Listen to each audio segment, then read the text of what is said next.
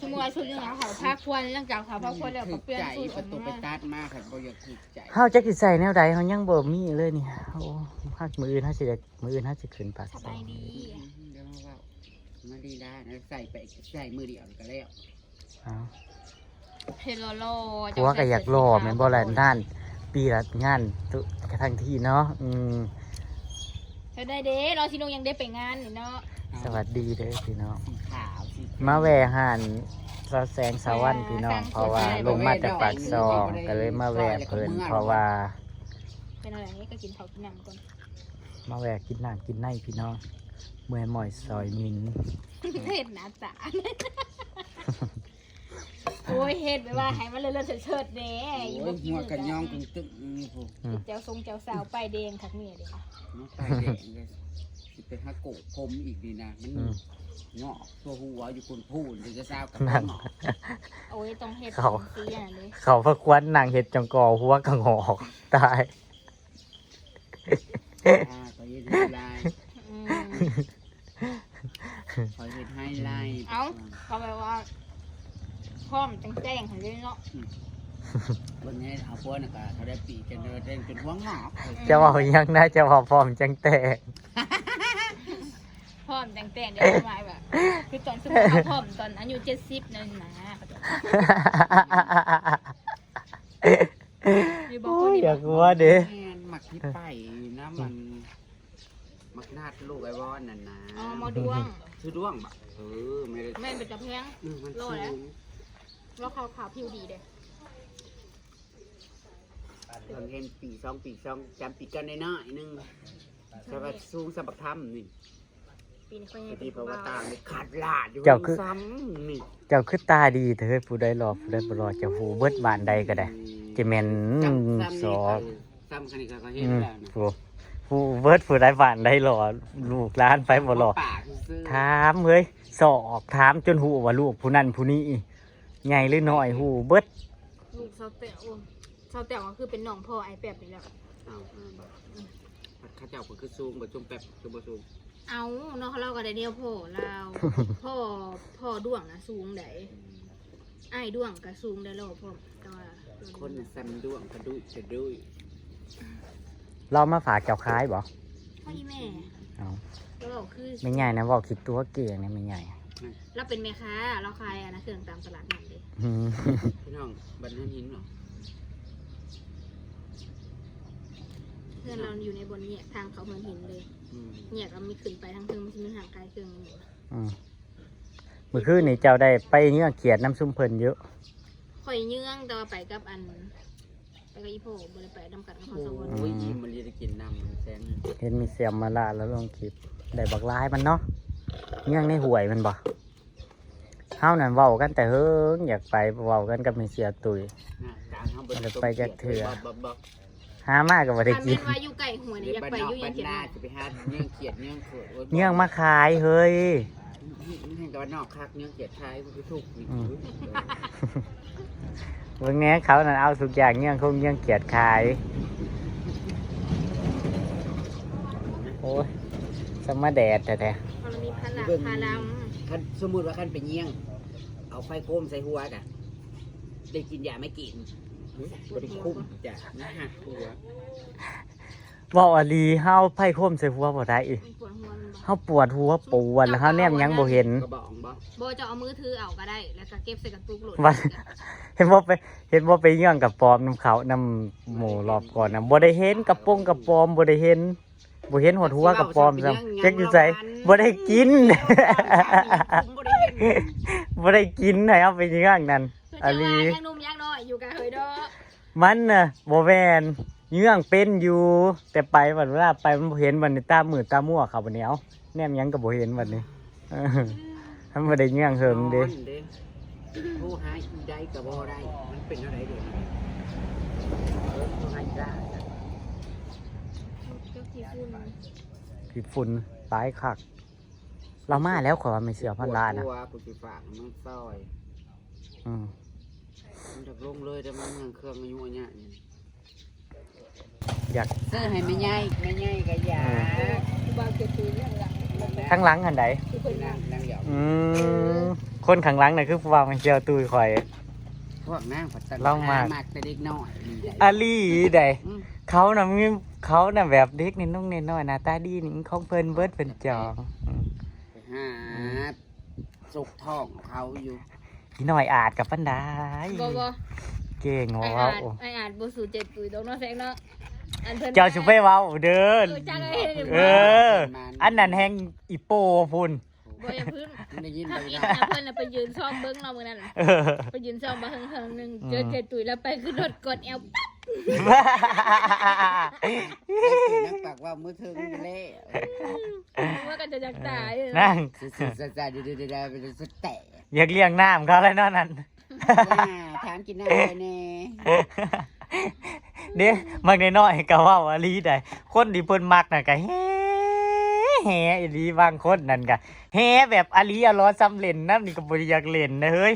อืม บ้าไก่ป่ากันยัง ผู้ว่าวนั่นแฮ่คือไก่ป่าอ่ะเพิ่นน่ะโอ้ยความเพิ่นมักเลย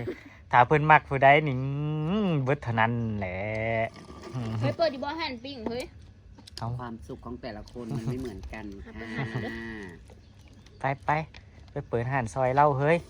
เจ้านั่น โอ้ได้เราบ่ได้ปั่นข้าวแรกให้ก่อน เหงา มันก็สิปั่นอยู่วันที่1นี่นะ เนี่ย อืม สิปั่นจักพันปั่น ใส่ ให้ ซ เล อง ย ไปหาลอยกี่กับ เป็น เพิ่น เอาของเขาหาดอีกแล้ว มูว่า ไปเซ่เด้อ มูว่า2 มือถูกมูเลยว่า2 มือ สัง ถูก กะสีซอยมือนึงเนาะแล้วก็แบบวันที่สเปนสังกะสีเป็นตูดเด้ เอา จะไปแต่เช้าเจ็ดนี่ก็ได้บ่ได้ว่าไดบ่ให้เฮ็ดหยังดอกไปนั่งกินซื่อ ๆคนทาง ๆ ลองคนทาง กินงัวอยู่เพิ่นอีที มันสิแล้วก่อนมันสิแล้ววันที่เช้าเจ็ดเขากาไว้หันใด น่ะมันสิแล้วแล้วนั้นก็ยังอีก4 มื้อมันก็แล้ว โอ้ผู้ดีท่านงานเนาะ ก็แล้ว ผู้ดีท่านงานข่อยสวรรค์เจ้าบ่ต้องนั่งดมขี้ฝุ่น กลางนี้คือเก่านั่นแหละ คนทางนั้นทางฟังซอยบ้านลงมาบ้านนะเช้าข่อยแล้วเบิดแล้ว เอาแล้วคือเอาแล้วมาฟังนั่นได้ซะเนาะ ฟังนี่ก็โหดน้ำเอา ใครอยู่ดอกเบิ่งแน่ผม ก็เลยโคตรขังนึง อืม แต่ยังไทยบัดนี้โอ้ โอ้ยตื่นเต้นเลยเนาะ ตื่นๆนะ เว้าอลีเจ้าตื่นเต้นอยู่เว้าอลีเจ้าตื่นเต้นน้ำซุ่มข่อยอยู่บ่ สั้นน่ะ กั คื บ อบ อสแซงบ่ได้กันสุขข่อยเด้อสิเราสุขฟังว่าบ่ได้ตื่นเต้นปานใดสุขข่อยน่ะเสริมพังเพลงท้องแผ่นเดียวแล้วก็เพลงนี้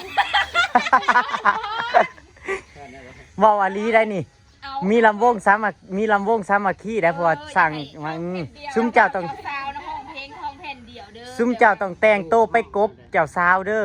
ยันคนป่วยป่วย TFC ป่วยว่า KFC เอ้ยมีแล้วเขาจะเอาเก็บสิป่วย ก้อยนะ บ่ได้ตื่นเต้นดอกเนาะมีแต่แบบว่าเปิดเพลงแล้วก็ซ้อมพรไว้ด้วยแล้วก็สร้างซื้อสิ้นแล้วก็ เอาเฮ้ยลุกขึ้นลุกขึ้นดูมันสิคืออยู่เอาสักเพลงเฮ้ยเมื่อท่านทั้งสองไม้ฟองเป็นคู่กันแล้ว น้อยมันบอก สมรักสมรส เอามันอยู่ลำกันมันห้องเราได้ได้ เป็นผู้หญิงผู้ชาย เพลงแนวใด สองคน เพลงแนวใด ห้องคู่กันเหรอ เจ้าเกินดู ห้องอะไรวะเสียไปสิเลยน้องค่ะเอามันสิบประจักษ์ติดอยู่บอก ปี๊ดพี่น้องเลย เป็นลาวนี่ ข่อยแห้งกินบ่ได้นอนบ่รับไก่สีหอดมือพี่น้องยังอีกหามือ กินไปได้น้ำรัดจนบ่อยากตื่นอย่ามาเว้าลูกกวาดขี้หมู จักแจ็คยานว่าแจ็คยานบ่ทัวบ่ถึงแขกกับปานนั้นแจ็คว่าแขกไปไล่หับแขกครับยังพี่น้องยาน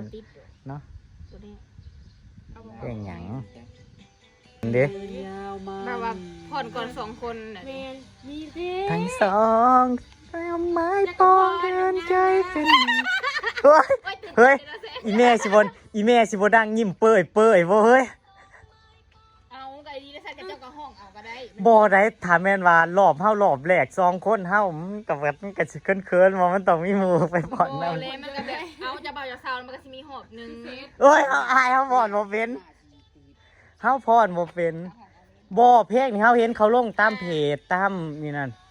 คลิปยาวก็เขาก็ลงได้แต่ว่า YouTube บ่ฮู้ว่ามันลงได้หรือบ่เพลงนี่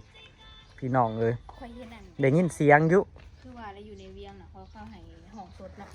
แล้วพอมันเป็นงานหั่นน่ะ ก็ห้องสดมันมีคีย์บอร์ดอยู่แล้ว มันห้องเองได้ บริการนักห้อง เฮาบ่จ้างนักห้องก็มีคนร้องก็เปิดอีนั้นเอาก็ได้เปิดเนื้อมันเอาร้องได้เขาเล่นได้อยู่แล้วแหละพวกคีย์บอร์ดเขาเล่นได้ทุกแนวอืม มันเลยแบบ อืมอืม เดี๋ยวเฮ้ยเอาสุดไปเปลี่ยนจากสุดนี่นะ เอาไปหลายๆสุดโลดพอบ่ได้ให้มาง่ายใด จ้ะเออ เจ้าสิใส่สุดเก่าเบิดมือเบิดคืน2 มื้อ2 คืนบ่ได้เลย ช่องมือมีเพลงนี้เลย นี่ ก็เพลงยังวะเพลงสาวบ้านเกินดนตรีมันม่วน แม่นสาวบ้านเกินน่ะเฮามักแฮงเขามาเฮ็ดเวอร์ชันแบบแดนแฮงม่วน ๆ ม่วน ดนตรีนั่นเนาะ อืม ม่วน เงิน แฮง ได้สองคนมันบ่กับเก่งนิดหน่อยไม่ยินเสียงเน้น ลงคลิปเหรอ แซงก่อน นี่คลิปเลี้ยวนะดีชมด้วยนะ โอ้มาจ่ายเงิน สรุปกับฝากเอาล่อนั่งเฮ้ยจะหน่อยซุ่มนั่งกับมาดอกเพราะว่ารอบมีเสียมล่าก็มีเสียพันลาพี่น้องเพิ่นสิออกงานเฮา นี่ไอ้ ซอยเด้อ เฮาบ่ได้บัตรเซิร์ อะไร น งั้นนะจ๊ะ ก็อยาก ใส่ ตอนนี้แหละ อืม เอ้าเดี๋ยวเด้อ ข่อยสิจัดให้ซุ่มเจ้าข่อยก็มากอยู่ หน้าตาทำไมจีบเที่ยวจังเลยไม่มีแฮ ฉั ง นตากขี้พุ่นมาจะให้ฉันนั่นได้ไง จะใกล้วันงานมาส่ง เข้าไปกันแดดฉันออกหมดไงแรกมา เขาเสร็จออกจนเบิดได้หนานั่น บ่มีสังผัสสัมผัส มันหนามันก็เลยส้ม ไป มันบ่ทันละแต่ง ๆแหละนางกอสองนางน่ะนางกอสองนางนั่นคือแต่งโตวหึงแท้อันนี้คือฮดน้ำนั่นพี่น้องที่ฝุ่นมันสิบ่ไงปานใดเพราะว่าฮดน้ำถ้าบ่ฮดน้ำนี่บ่ได้เลยพี่น้องนั่งบ่ได้เลยเฮ้ยรถหรือฟ้ากำลังดีใจว่าฝนสิตกเบิ่งแน่รถนะรถแกหินแกทรายพี่น้องฝุ่นไล่กลนกันมาปี๊ดขี้ฝุ่นนะซุ่มเจ้าเบิ่งเอาเห็นหยังบ่พี่น้องเห็นหยังบ่เห็นอะไรบ่เห็นอะไรบ่เห็นอีหยังบ่ฝุ่นนะฝุ่นปี๊ดยิ่งกว่า PM พี่น้องยิ่งกว่า PM บวกปี๊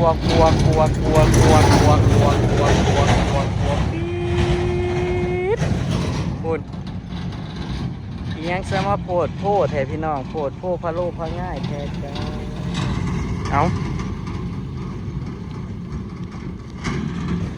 เอาไปใส่ล่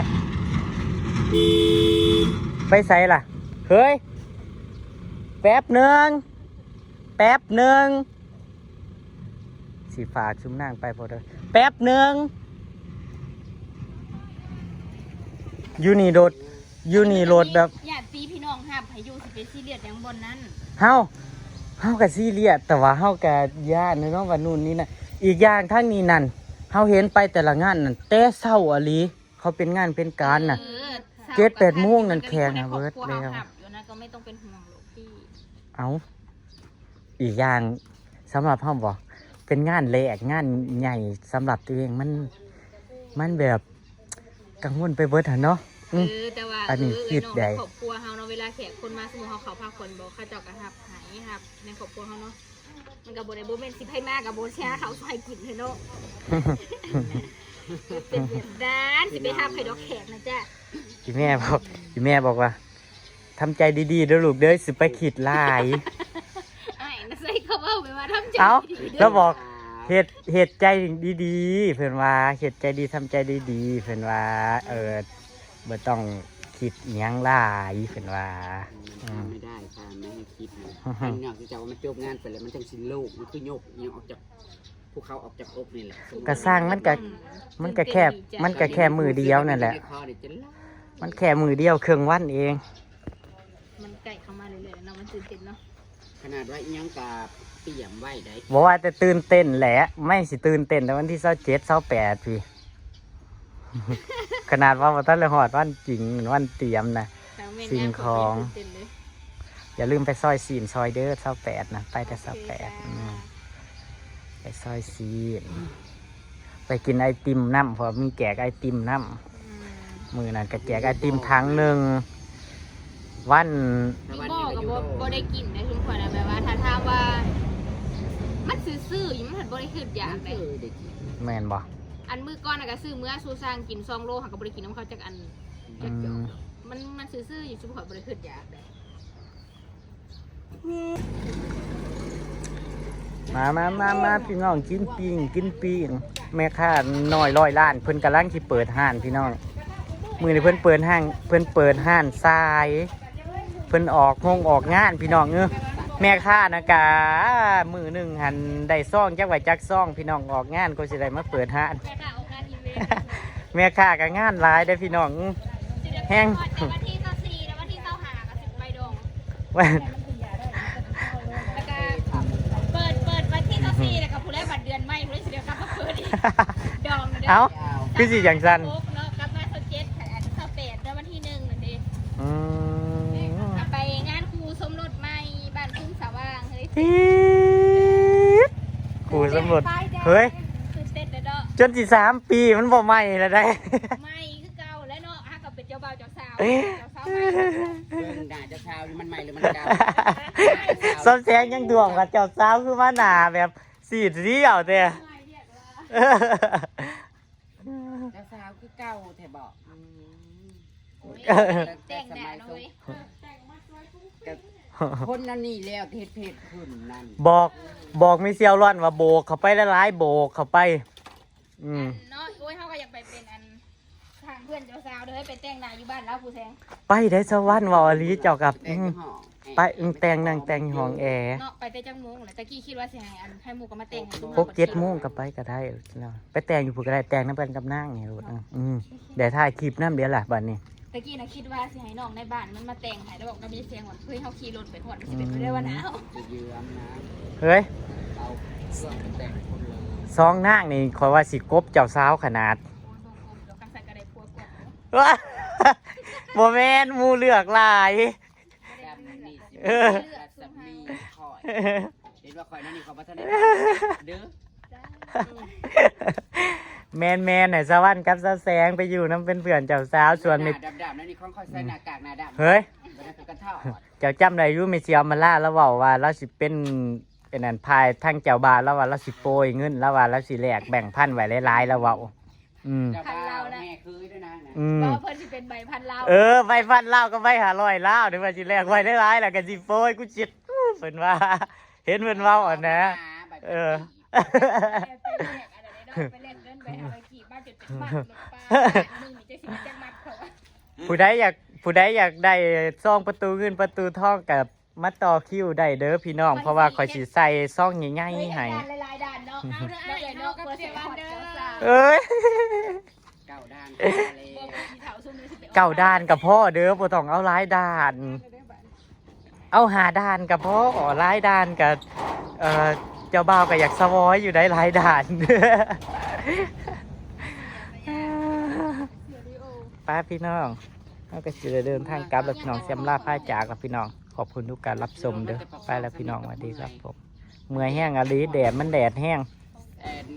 อันนี้ก็ฝากอันอำมาลาไป อืม เนาะ ฝากเข้าไปบ่ได้ไปเอง ไปพี่น้องสวัสดีครับผมจ้า โอเคเราสิไปแต่วันที่28 เจ้าแสงบอกว่า